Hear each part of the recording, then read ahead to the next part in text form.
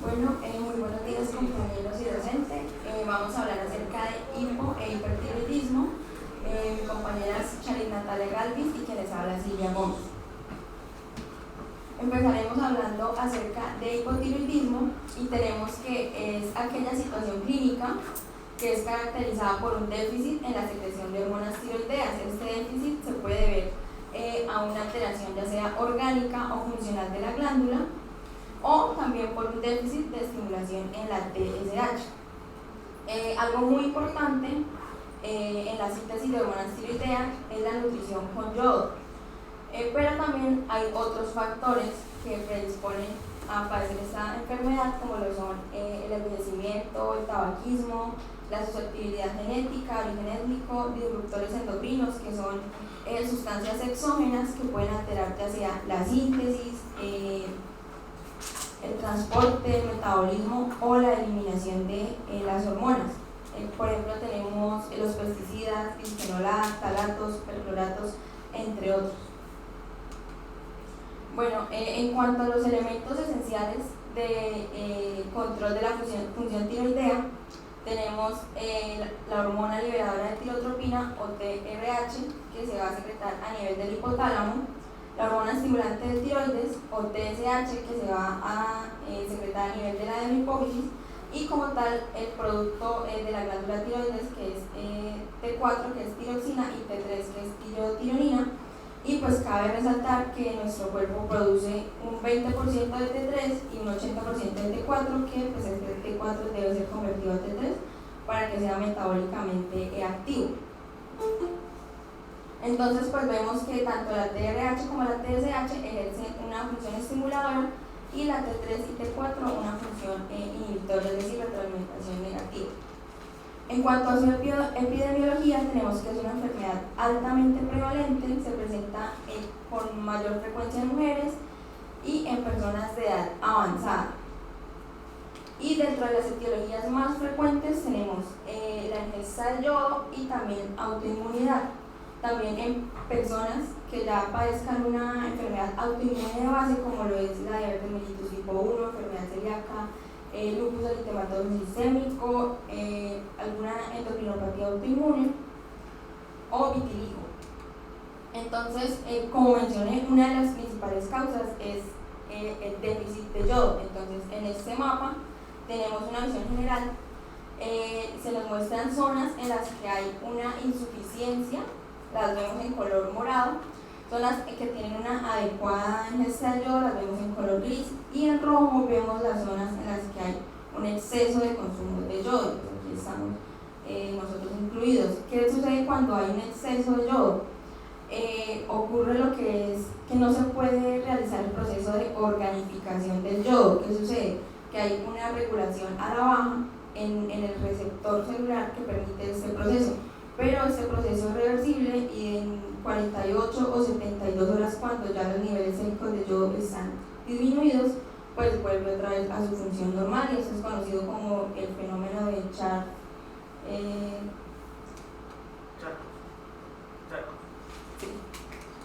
Bueno, en cuanto a su clasificación, tenemos el hipotiroidismo primario, que lo vamos a encontrar en el 99% de los casos. Va a ser adquirido o congénito. También tenemos el hipotiroidismo central, que va a ser de origen hipofisiario, también conocido como hipotiroidismo secundario o hipotiroidismo cuando hay una afección a nivel hipotalámico, se conoce como terciario.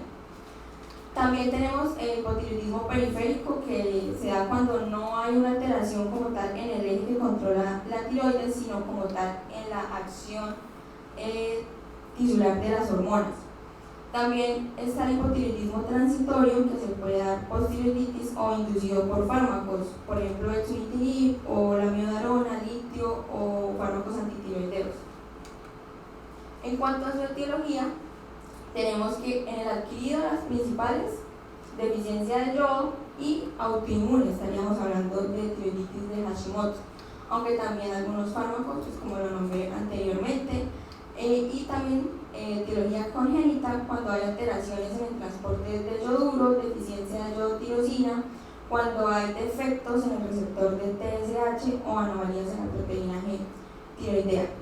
Y en en cuanto al hipotiroidismo central, tenemos que pues, una de las principales causas son tumores hipofisiarios o hipotalámicos. También se puede dar una etiología infecciosa, por ejemplo tuberculosis o sífilis, enfermedades infiltrativas como sarcoidosis, amiloidosis o esclerodermia también. Y en cuanto al hipotiroidismo autoinmune, podemos mencionar que en la gran mayoría de los casos van a haber autoanticuerpos circulantes contra la tiroglobulina y la TPO. En un 20% de los pacientes van a haber autoanticuerpos contra el receptor de TSH y también, pero menos frecuente, autoanticuerpos contra el cotransportador de sodio, yodo contra la pendrina o como tal contra las T3 y T4. Entonces, en cuanto al hipotiroidismo autoinmune, importante mencionar, es muy prevalente sobre todo en mujeres y pues la clínica no se va a diferenciar en cuanto a si es de etiología, por ejemplo, por deficiencia de yodo. Pero algo muy importante es que podemos sospechar que sea autoinmune en mujeres que tengan asociada alguna de estas patologías, como anemia perniciosa, lupus eritematoso sistémico, enfermedad de Addison, enfermedad celíaca, vitiligo o enfermedades autoinmunes en general. En cuanto a sus manifestaciones clínicas, pues tenemos que las hormonas tiroideas ejercen diversas funciones en todo el organismo, como por ejemplo maduración del sistema nervioso central, también a nivel cardiovascular, en diferenciación celular. Entonces, por esto es que hay una gran variedad de manifestaciones clínicas. Entonces tenemos, por ejemplo, aumento de peso, intolerancia al frío, dificultad para respirar, disminución en la percepción de los sentidos, como por ejemplo el gusto, visión, audición, también deterioro de la memoria, parestesias, estreñimiento, infertilidad, trastornos menstruales, debilidad muscular, calambres musculares, artralgias, sangrado, y algo también como que nos van a referir los pacientes es piel seca, caída del cabello y también puede haber un deterioro de la disfunción renal. Otro tipo de manifestación clínica, pues que es menos frecuente, es el coma mixedematoso, que es cuando ya es un hipotiroidismo crónico o pues se puede dar por algún estresor agudo, como por ejemplo las infecciones. Entonces, pues en este caso el paciente ya va a presentar hipotermia, bradicardia, hipotensión, areflexia, convulsiones, hipoventilación alveolar e hiponatremia. Y estas pues son las manifestaciones clínicas más frecuentes, pero pues el diagnóstico como tal del hipotiroidismo no lo podemos realizar solamente teniendo en cuenta los síntomas. Entonces, ¿qué prueba debo solicitar para buscar hipotiroidismo? Como vemos en esta gráfica, acá tenemos la TSH, T4 y T3. Entonces, lo primero que va a ocurrir es una alteración en la TSH. Posteriormente ocurre una alteración en la T4 y ya por último en la T3. Entonces, con la TSH se puede detectar el hipotiroidismo en el 99% de los pacientes. Y pues ya si se sospecha pues que sea de tipo central, se solicita T4 libre. Entonces pues acá tenemos los valores normales, serían de TSH, el valor mínimo 0,4 a 4,5. El T3 de 3,5 a 7,8 y T4 de 9 a 25. Entonces, en el hipotiroidismo subclínico, la TSH se va a encontrar elevada, pero T3 y T4 libre van a estar normales. En el hipotiroidismo primario, la TSH se va a encontrar elevada y T3 y T4 libre van a estar disminuidas. Y en el hipotiroidismo central, tanto TSH como T3 y T4 libre van a estar disminuidas. En cuanto al tratamiento, tenemos que después realizar la sustitución del déficit de hormona con levotiroxina. ¿Cuáles van a ser los objetivos? Disminuir síntomas, evitar un sobretratamiento y normalizar los niveles de TSH. Entonces, ¿cuál va a ser la dosis? Va a ser de 1,6 a 1,8 microgramos por kilo de peso corporal. Algo muy importante a tener en cuenta es que este cálculo se debe realizar con el peso ideal que tendría el paciente, porque por ejemplo en un paciente obeso esta dosis sería muy elevada. Y pues puntos importantes a tener en cuenta es que en pacientes que tengan alguna cardiopatía de base o pacientes que sean de edad avanzada, se debe iniciar con dosis bajas y se va aumentando progresivamente. Cuando el hipotiroidismo es central, primeramente debe descartarse una insuficiencia renal, insuficiencia suprarrenal, que esté asociada. ¿Esto por qué? Porque antes de iniciar el tratamiento con levotiroxina, pues debemos administrar glucocorticoides con el fin de evitar una crisis suprarrenal aguda. Y pues el ajuste de dosis, bueno, ¿qué criterios vamos a tener para ajustar una dosis? Primero, debemos que tener un seguimiento en el paciente, vamos a controlar esa función tiroidea cada 2 o 3 meses. Si mi paciente presenta mejoría de los síntomas, pues voy a realizar un control a las 6 semanas y pues revisar que efectivamente la TSH se encuentre estabilizada. Si mi paciente no me refiere mejoría de los síntomas, voy a realizar un control a las 3 semanas y voy a realizar un aumento de la dosis si la T4 libre sigue estando baja. Y en pacientes que pues tienen bajo riesgo, ¿cuáles serían? Pacientes que no sean de edad avanzada, que no tengan riesgo cardiovascular. Vamos a hacer una incrementación de la dosis de 25 a 50 microgramos cada 4 semanas, y en pacientes que sí pues, tengan riesgo cardiovascular o sean de edad avanzada, vamos a realizar un aumento de la dosis de 12,5 a 25 microgramos cada 4 a 6 semanas. Entonces pues acá tenemos qué pacientes aumentar esta dosis de 12,5 a 25. En embarazo, en personas que nos sigan refiriendo pues aumento de peso, en personas con por ejemplo síndrome nefrótico, o en personas que estén consumiendo algún tipo de fármacos como rifampicina o carbamazepina. ¿En qué pacientes vamos a disminuir la dosis? En pacientes pues que ya nos refieran disminución del peso, pacientes que tengan concomitantemente terapia con andrógenos, pacientes que tengan enfermedad renal crónica y en pacientes ancianos. En el hipotiroidismo subclínico, pues recordemos que TSH va a estar elevada y T4 libre va a ser normal. En este caso, pues, ¿qué sucede? La gran mayoría resuelve espontáneamente, entonces no todos los pacientes con hipotiroidismo subclínico van a necesitar tratamiento. Pero en quienes sí puedo considerar tratamiento, cuando la TSH se encuentre por encima de 10 o mujeres en embarazo. Y cuando la TSH se encuentra entre 5 y 10, pero mi paciente no me refiere síntomas, pero tiene anticuerpos anti-TPO positivos o tiene ocio, sí voy a considerar tratamiento con levotiroxina.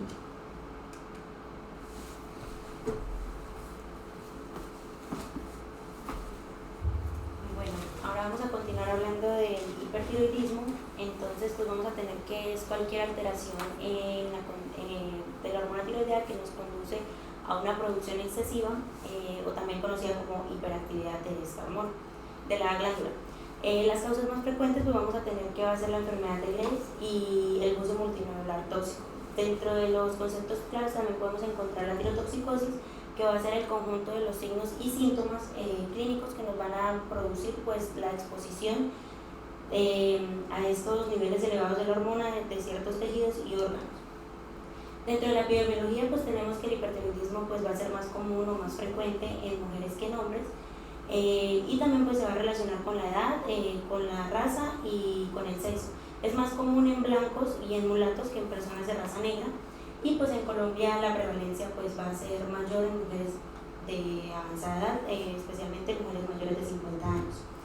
Dentro de las enfermedades que más o las más características pues tenemos la enfermedad de Graves, que va a estar relacionada con un 80% en los casos en los que los pacientes tienen una ingesta adecuada de yodo, mientras que el adenoma y el bocio multinodular tóxico va a estar relacionado en un 50% en casos en donde la ingesta de yodo está disminuida, como puede ser en edades avanzadas, como pues, en los ancianos.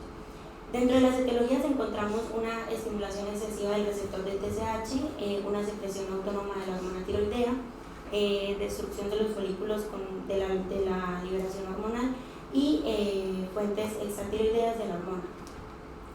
Las principales manifestaciones clínicas que vamos a encontrar entonces van a ser a nivel cardiovascular y respiratorio, que va a ser la disnea, taquicardia, palpitaciones, ruidos cardíacos aumentados, prolapso de la válvula mitral y fibrilación auricular. Dentro de las alteraciones a nivel del metabolismo de los lípidos y los carbohidratos, pues vamos a encontrar que el paciente puede presentar un aumento del apetito, una intolerancia al calor, pero es muy característico en los pacientes que van a referir pérdida de peso. A nivel del sistema nervioso, pues lo podemos encontrar nerviosismo, labilidad emocional, déficit de atención, ya puede ser también hiperactividad. El temblor es muy característico en estos pacientes, pueden presentar hipercinesia y pues el temblor de las manos. Hay que evaluarlo porque pues, se puede tratar también concomitantemente con el tratamiento de los antitiroideos. A nivel muscular podemos encontrar debilidad, atrofia muscular, desgaste muscular y los párpados ligeramente caídos.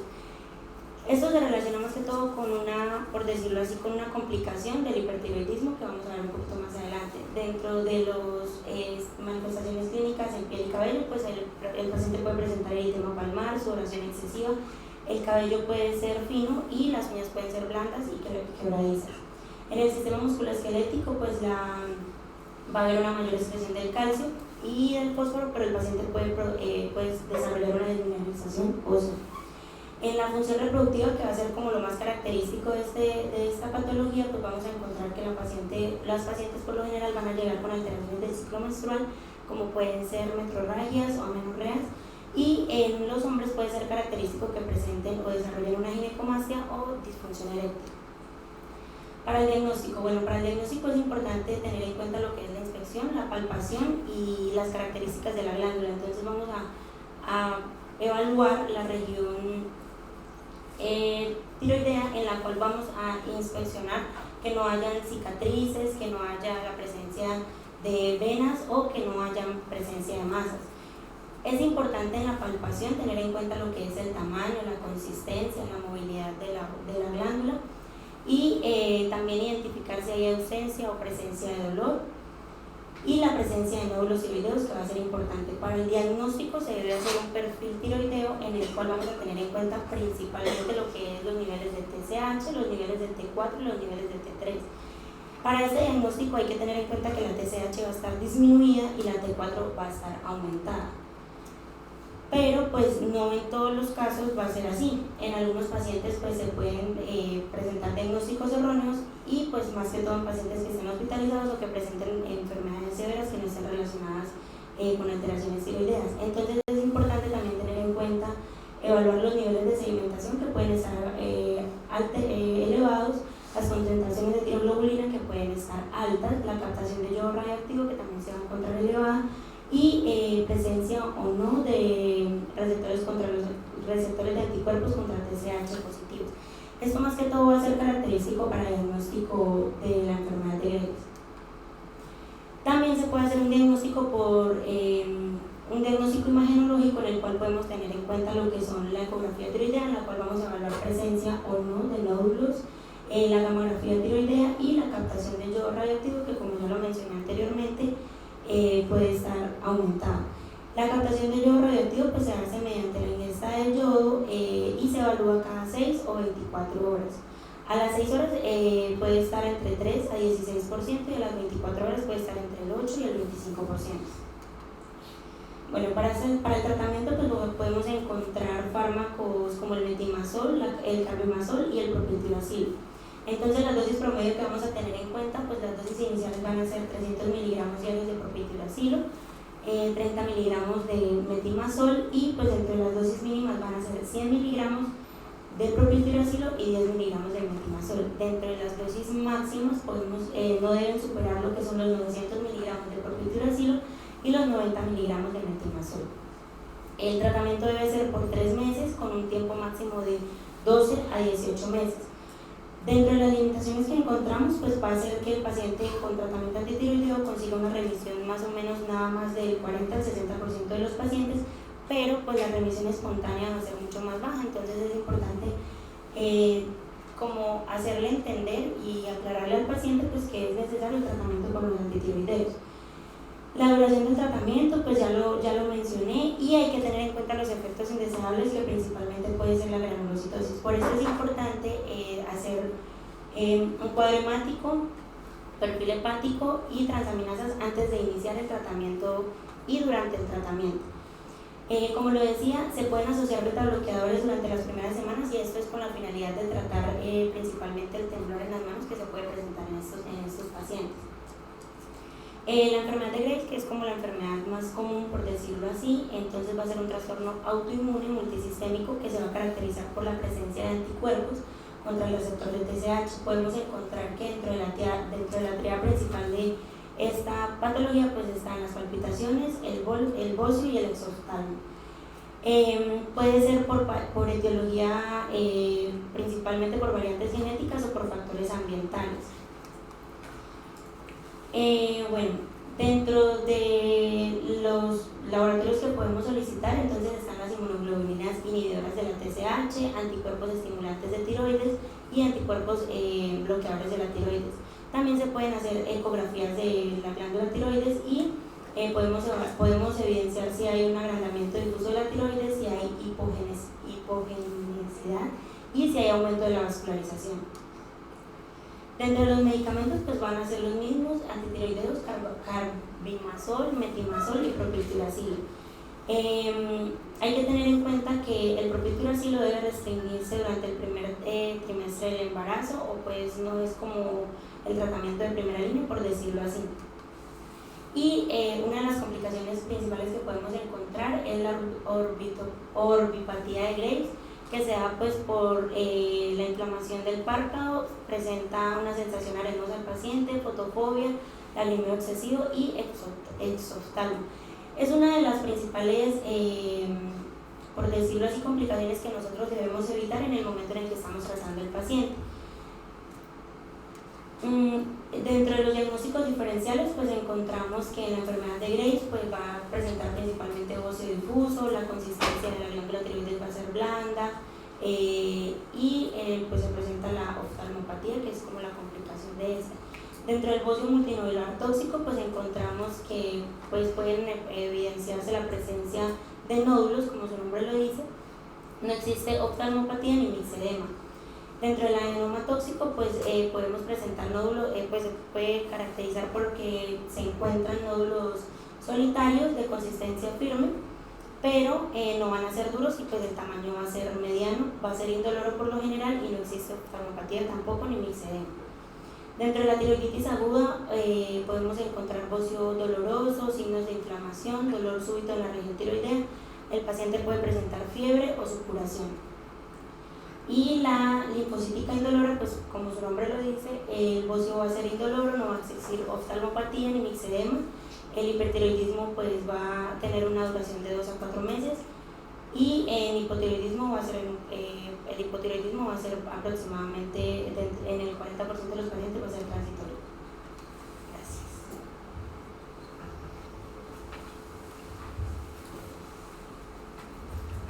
Bueno, ¿qué preguntas tienen acerca de hipo e hipertiroidismo? Como para punticos para recordar, las disfunciones de la glándula tiroides son las patologías más frecuentes que nosotros vamos a encontrar en una consulta. Por lo menos en endocrinología, la mitad de los pacientes que consultan el servicio endocrino tienen algún problema o de azúcar o alguna alteración de la tiroides. Dentro de las alteraciones de la tiroides, los problemas más frecuentes son el hipotiroidismo. Como ya les había comentado la compañera, tiene una incidencia bastante alta, el hipertiroidismo no es tan frecuente.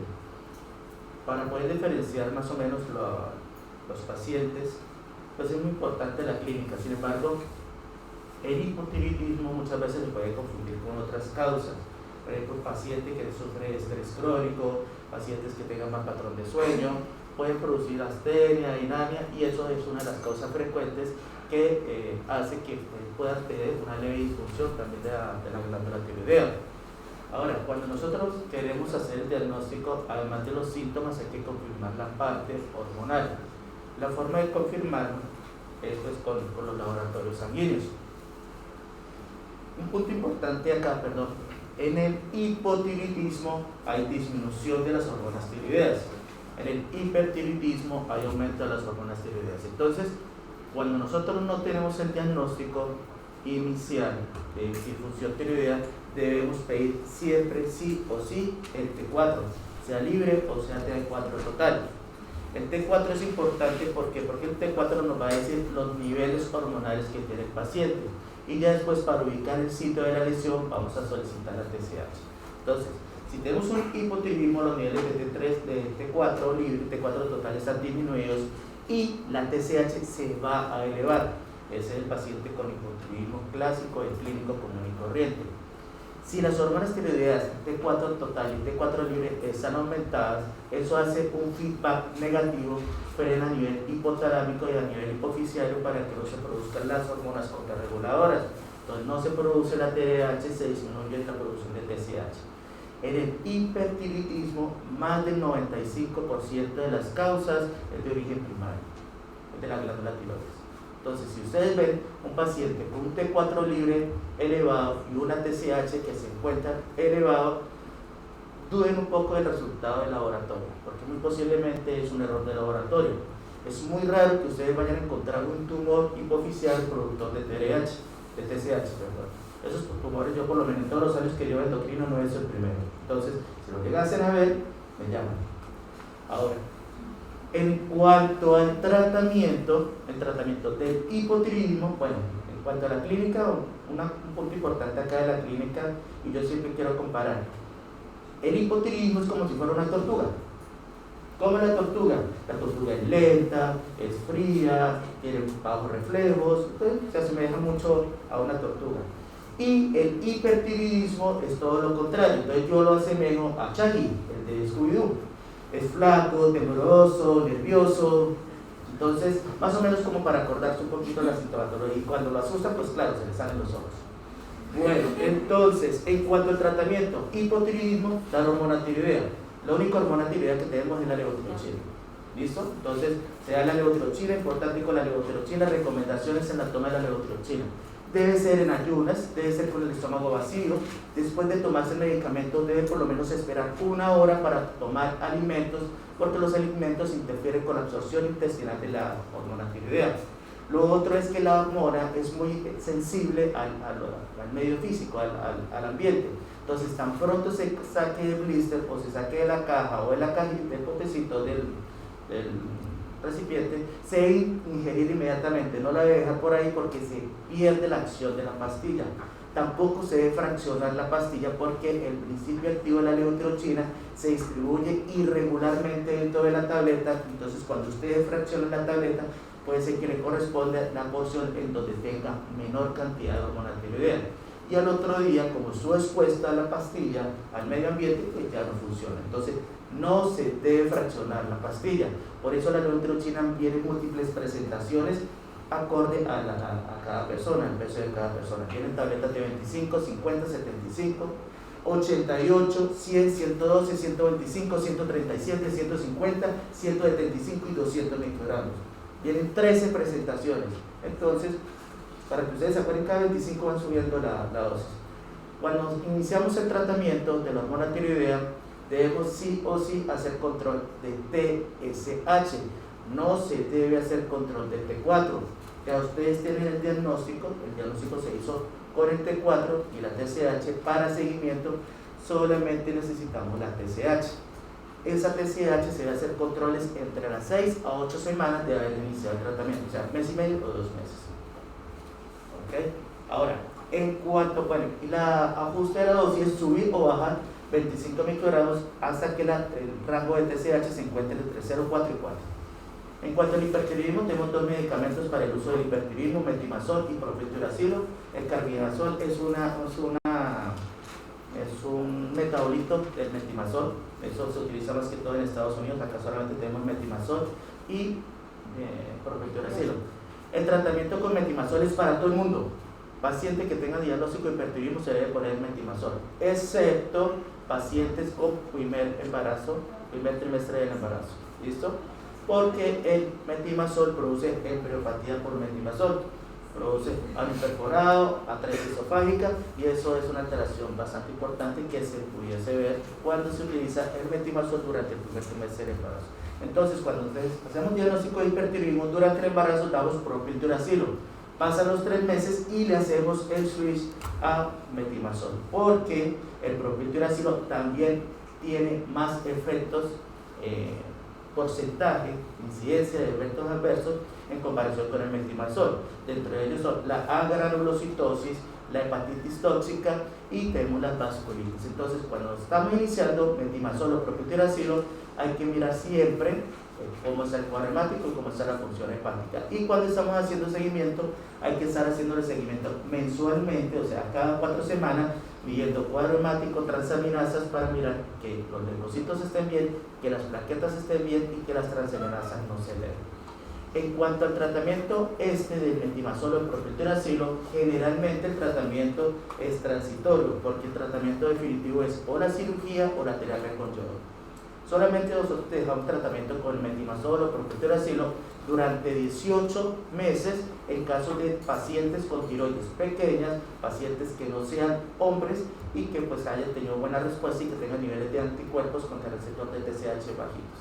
En esos únicos casos, nosotros dejamos tratamiento con metimazol o propiltiuracilo durante 18 meses. El resto, la mayoría, van a terminar con yodoterapia o con cirugía. ¿Preguntas? ¿Listo? Bueno, buen día.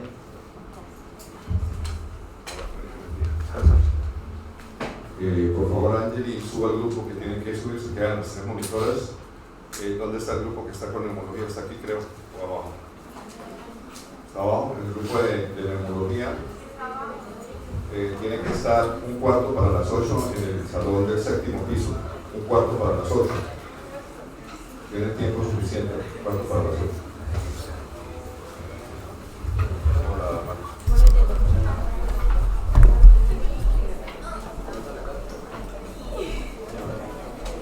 ¿Quién falta por firmar?